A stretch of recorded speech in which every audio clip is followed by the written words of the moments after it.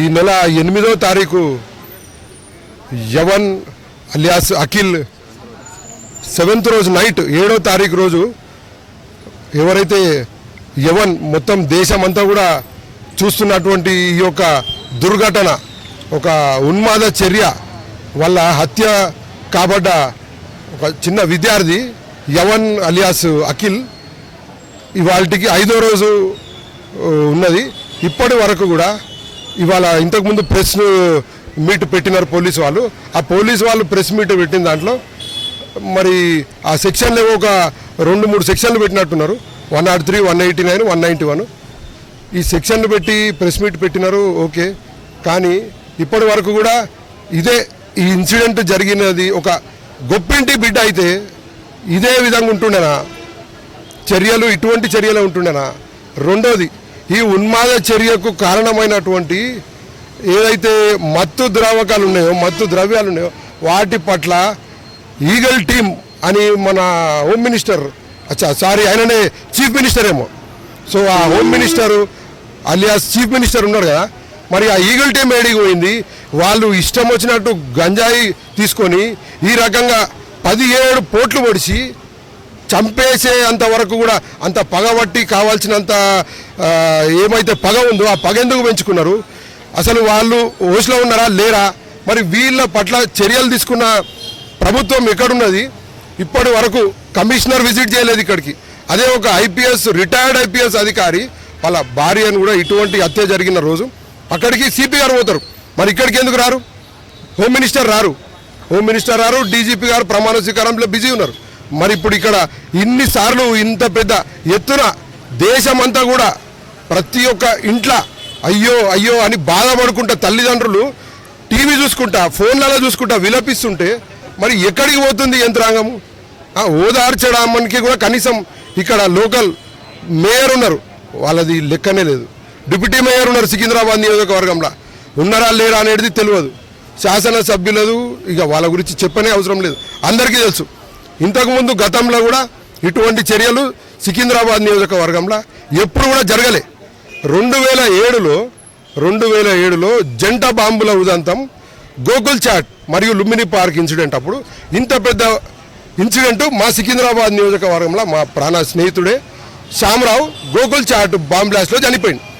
2007 తర్వాత మళ్ళా అంతటి పెద్ద ఉదంతము, ఇది హత్య, అది ఒక ఉగ్రవాద చర్య, ఒక టెర్రరిస్ట్ అటాక్లో చనిపోయిన తర్వాత అంత పెద్ద ఇన్సిడెంట్ ఇవాళ సికింద్రాబాద్ నియోజకవర్గంలో ఇక్కడ ఈ యొక్క యవన్ యొక్క హత్య ఉదంతం జరిగింది. ఇంత పెద్ద దుర్ఘటన జరిగినాక ఎక్కడి నుంచి కూడా ఏ రకమైన ప్రజలు అందరూ కూడా శిక్ష పడాలి అని అధికారం ముందుకు రావాలి, అధికారంలో ఉన్న యంత్రాంగం అంతా కదలాలి. 10 మంది ఉన్నారు కస్టడీలోకి తీసుకున్నారని చెప్పని అంటున్నారు కదా పోలీసులు.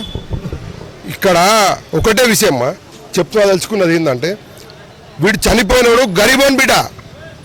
ఎవరైనా బలిసినోని కొడుకు అయితేనేమో అది వేరే రకంగా ఉంటుంది, ఎవరైనా మంత్రి కొడుకు ఇంకెవరి కొడుకు అయితేనేమో వేరే ఉంటుండే. ఇక్కడ గరీబోన్ బిడ్డ కాబట్టి ఇక్కడ ఎటువంటి చర్యలు ఉండవు. ప్రాణం పోని 10 కాదు 100 పోట్లు ఓడిసినా కూడా ఇట్లనే ఉంటుంది. ఇక్కడ ప్రభుత్వం కాంగ్రెస్ ప్రభుత్వం, అప్పుడు కూడా బాంబ్ బ్లాస్ట్ జరిగినప్పుడు కూడా అదే కాంగ్రెస్ ప్రభుత్వం ఉండే. కాంగ్రెస్ గవర్నమెంట్లో రెండు జంట బాంబులు జరిగి 48 మంది చచ్చిపోయారు, 100 మందికి పడగా గాయపడ్డారు. అప్పుడు కూడా ఇటువంటిదే పెద్ద మొత్తం దేశమంతా చూసింది. ఇప్పుడు ఇవాళ ఈ చిన్న అమాయకుడు ఒక విద్యార్థి చనిపోతే ఎక్కడ పోయినాయి? ఈ ఏవైతే సోకాల్డ్ లీడర్లు ఉంటారో దావతులకు వస్తారు, పెళ్ళిళ్ళకు వస్తారు, ఇనాగ్రేషన్లకు వస్తారు, ఫంక్షన్లకు వస్తారు. మరి ఇటువంటి సావులకు ఎవరు పిలువరని రారా?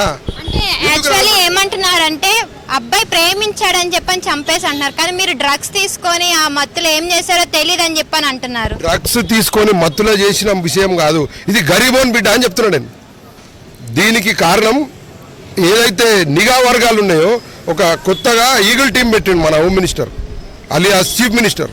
ఆ నిఘా వర్గాలు ఏవైతే ఉన్నాయో మనం ఏం పని చేస్తున్నాయి? ఇప్పుడు అదే రకంగా చర్య తీసుకుంటారా?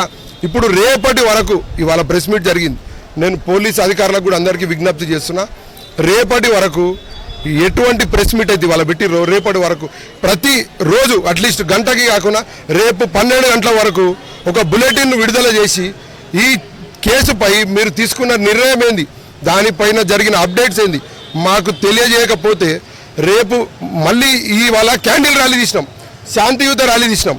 చూసిన ప్రతి ఒక్కరిని కోరుతున్నా, ప్రతి ఒక్కరిని విజ్ఞప్తి చేస్తున్నా, మీరందరూ రేపు 2 గంటలకు మళ్ళీ ఇక్కడికే రండి. ఇక్కడ నుంచి మనం కమిషనర్ ఆఫీస్కి పోదామని కూడా నేను అందరికీ పిలుపునిస్తున్నా. అందరూ ఖచ్చితంగా వస్తున్నారా వస్తలేరా అందరు గట్టిగా చెప్పాలి, గట్టిగా అందరు చెప్పాలి. అక్కడ చూపారు, అరే చిన్న పిల్లల కాడికి వెళ్ళి భయపడుతున్నారు, బాధపడుతున్నారు. ఇన్ని పోట్లు పొడుస్తారా? ఏం పగ అది? దేనికోసం అనేసి అంత పగ పెంచుకున్నారు? అది ఏ రకంగా ఒక పశువుని చంపిన విధంగా. అంటే నష్టపోయింది ఇక్కడ, కానీ అమ్మాయికి ఎందుకని పోలీస్ సెక్యూరిటీగా ఉన్నారంటారు? ఇప్పుడు దాని గురించి నేను మాట్లాడనమ్మా, దాని గురించి మాట్లాడమా. నాకు ఇక్కడ నష్టపోయింది కాదు, ప్రాణం పోయింది. ప్రాణం పోయింది. ఒక గరీబోని బిడ్డ చదువుకొని మంచి ఉద్దేశంతో, మంచి బాధ్యతతోని ఇంట్లో ర్యాపిడోలో పనిచేసుకుంటా వాళ్ళ అక్క మ్యారేజ్కి సంబంధించిన అప్పు కూడా తీరడానికి కష్టపడుతున్నాడు. అసలు ఫైనల్ మీరు ఏం న్యాయం కోరుకుంటున్నారు? మేము ఒకటే అనుకుంటున్నామ్మా, చట్టపరంగా ఏం న్యాయం తీసుకుంటారో.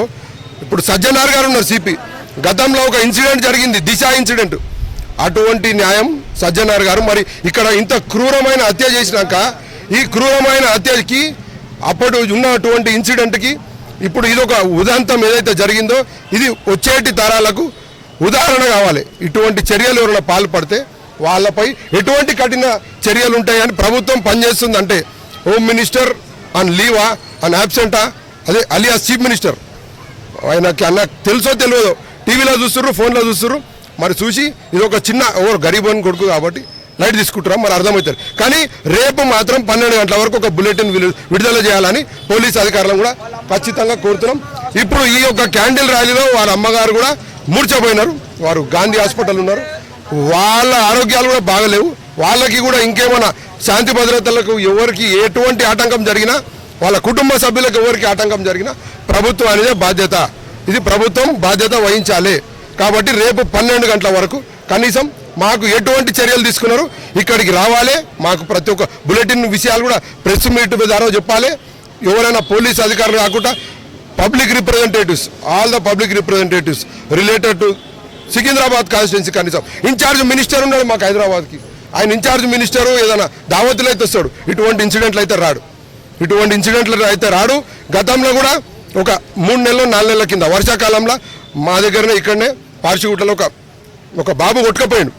వచ్చి చూసిన వాళ్ళు లేడు, బాబు వర్షం వల్ల కొట్టుకొని పోయాడు. ఒక్కరు కూడా వచ్చి చూసింది లేదు, వాళ్ళకి ఎటువంటి పరామర్శ లేదు, వాళ్ళకి కనీసం నష్టపరిహారం లేదు, వాళ్ళ కుటుంబం రోడ్డు మీద పడ్డది. ఇప్పుడు ఈయన కూడా అదే పరిస్థితి అయితే మాత్రం మేము ఊకం, అందరం ఊకుందామా? ఎవరు కూడా ఊకునే పరిస్థితి లేదు. రేపు ఖచ్చితంగా 12 గంటల వరకు మాకు ఒక బులెటిన్ విడుదల చేయాలి. తర్వాత 2 గంటలకి మేము ఇక్కడ నుంచి అందరం ప్రతి ఒక్కరం చూసిన వీడియో చూసిన ప్రతి ఒక్కరు 2 గంటలకి ఇక్కడికి రావాలి.